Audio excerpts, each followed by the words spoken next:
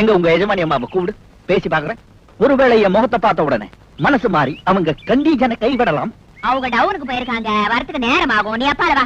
கூட கூட கொஞ்சம் நில்லு. வந்தது வந்துட்டேன். வாடகைக்கு விடுற போஷனை பாத்துட்டு போயிடுறேன். சரி வா, உள்ள வந்து ஒரு வாட்டி கண்டுக்கிட்டு போ. வா.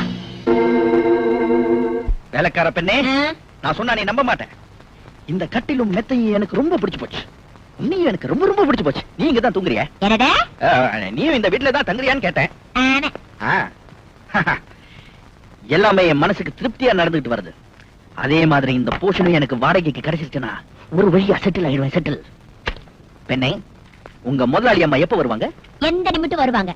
பெண்ணே, இந்த பெட்ரூம்க்கு எவ்வளவு வாடகை எனக்கு என்ன தெரியுமா? மாசம் 1000 ரூபாய் கொடக்கூலி, 10 மாசம் அட்வான்ஸ். 1000 நியாயமான வாடகை. That sounds fair enough. Nice bed, nice girl. But I'm afraid I could not possibly rent the room to you.